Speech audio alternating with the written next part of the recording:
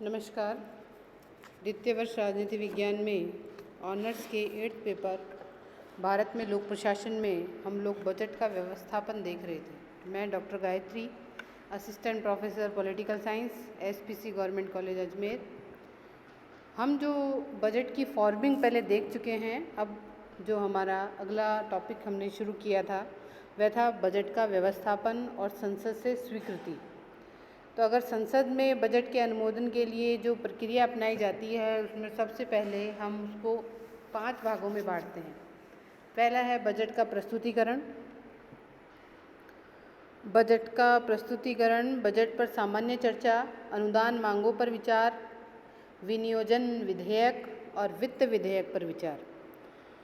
तो बजट विधेयक का प्रस्तुतिकरण में हमने बात की थी कि फरवरी के अंतिम दिन 5:30 बजे लोकसभा में प्रस्तुत किया जाता है। बजट प्रस्तुत करते समय वित्त मंत्री अपना अभिभाषण देते हैं। इस अभिभाषण के अंदर कर संबंधी प्रस्ताव, शुल्क संबंधी प्रवृत्तियाँ, उद्योगों के संरक्षण और आगामी वर्ष के लिए सरकार की वित्तीय नीतियों की प्रारंभिक झलक हमें प्राप्त होती है। बजट के अभिभाषण पर लंबा अभिभाषण होता है। अनुमानों और स्पष्टीकरण स्मृति पत्रों के साथ, मुद्रित पत्रों के साथ सभी संसद सदस्यों के समक्ष इसे वितरित कर दिया जाता है। और ऐसे ही राज्यसभा के समक्ष भी बजट को प्रस्तुत किया जाता है। राज्यसभा सिर्फ विचार विमर्श किया जाता है और राज्यसभा को सिर्फ 14 दिन दिए जाते हैं उस पर विचार विमर्श के, और उसके बाद उसे 14 दिन बाद स्वतः ही पारित मान लिया जाता है। इसी प्रकार से अगर हम रेलवे बजट की बात करें तो रेलवे बजट भी अलग से आता है, उसकी अलग से प्रस्तुतिकरण होता है। रेल मंत्री द्वारा रेल बजट भाषण पढ़ा जाता है। रेलों के आय व्यय, लेखे जोखे, रेलों के लिए अनुदान मांगे, ये सब इसके अंदर चर्चा के अंदर बताई जाती हैं।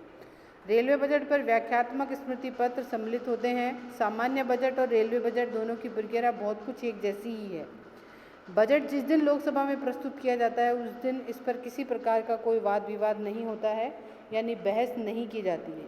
फिर दूसरे चरण में जब हम आते हैं तो दूसरे चरण में सामान्य वाद विवाद होता है। बजट प्रस्तुतिकरण के बाद बजट पर 2 या 3 दिन के लिए बजट पर सामान्य चर्चा होती है और इसमें बजट नीति, सामान्य सिद्धांतों पर बहस होती है और इसी अवसर पर कोई कटौती प्रस्ताव या मतदान नहीं होता है। इस माध्यम से सदस्यों को बजट के प्रति एक सामान्य दृष्टिकोण अभिव्यक्त करने का अवसर मिलता है। अतः वित्त मंत्री बहस का उत्तर देते हैं। और फिर हम जब तीसरे चरण में आते हैं वो है अनुदान मांगों पर विचार और मतदान। सामान्य बहस के उपरांत, यानी सामान्य बहस हो गई, जो भी आपत्तियां थी वो बता दी गई और उसके बाद उसका जवाब वित्त मंत्री महोदय ने दे दिया।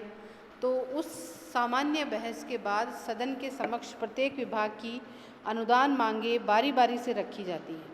विभाग का मंत्री इसे रखता है। अनुदानों के लिए कुल 25 या 26 दिन रखे जाते हैं। इनमें बड़े विभागों को अधिक और छोटों को कम समय दिया जाता है। जैसे स्वास्थ्य विभाग को 2 दिन और प्रतिरक्षा को 4 दिन दिए जाते हैं। तो मतलब जो बड़े विभाग हैं उनको ज़्यादा समय दिया जाता है और छोटे विभागों को कम समय दिया जाता है। लोकसभा अध्यक्ष सदन के नेता से विचार कर समय निर्धारित कर देता है।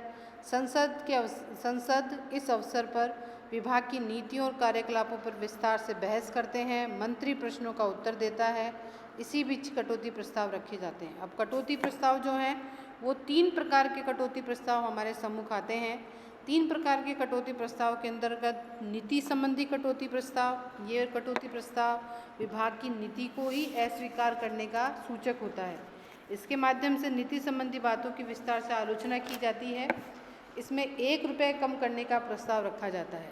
दूसरा जो कटौती प्रस्ताव है वह है मितव्ययता संबंधी।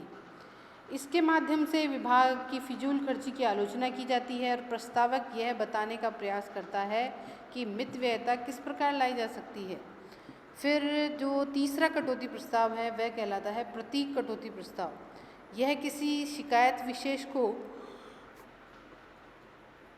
प्रकट करने के लिए किया जाता है। इसका संबंध चाहे उस विभाग से न हो, सरकार से होता है। इसमें 100 रुपये तक कम करने का प्रस्ताव रखा जा सकता है। भारतीय संसद में मुख्यतः इसी प्रकार के कटौती प्रस्ताव अधिक आते हैं।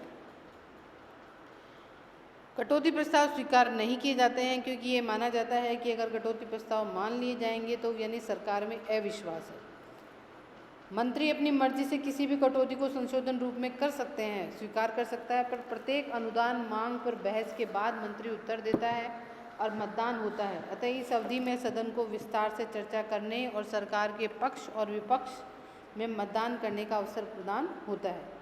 बजट संबंधी वाद विवाद में प्रमुख दोष यह पाया जाता है कि बजट संबंधी बहस केवल सिद्धांतों पर ही आधारित होती है और कि ब्यूरो के संबंध में तनिक भी बहस नहीं की जाती है। फिर हम आगे आते हैं विनियोजित विधेयक। मांगों पर मतदान के बाद पूर्तियों पर मतदान का अंतिम चरण विनियोजन विधेयक है। इसके माध्यम से स्वीकृति मांगों को एक साथ कानूनी रूप मिल जाता है और अनुदान मांगों को मात्र व्यय के लिए स्वीकृत होती हैं, किंतु विनियोजक विधेयक के माध्यम से कार्यपालिका को संचित निधि से व्यय करने के लिए धन निकालने का अधिकार मिलता है। इसे पारित करवाने की प्रक्रिया ठीक वही होती है जो किसी कानून के बनाने के लिए अपनाई जाती है। इस समय विशेष बहस नहीं होती। यदि कोई नया मुद्दा हो जो अनुदान मांग के समय नहीं उठा हो, इस समय उठाया जा सकता है।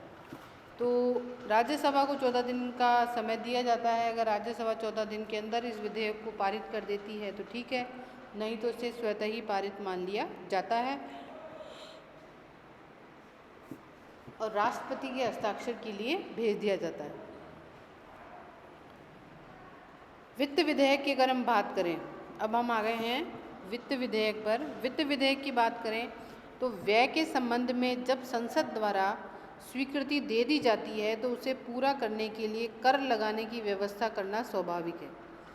कुछ कर स्थायी होते हैं जबकि अनेक कर समय समय पर लगाए जाते हैं और हटाए जाते हैं। आगामी वित्त वर्ष के लिए कर संबंधी सभी प्रस्तावों को वित्त विधेयक में शामिल किया जाता है। करों को बढ़ाने अथवा नए करों को लगाने से संबंधित सभी प्रस्ताव राष्ट्रपति की सिफारिश के बिना संसद में प्रस्तुत किए जा सकते हैं। यह विधेयक विचार विमर्श के बाद प्राय सदन की प्रवर समिति को सौंप दिया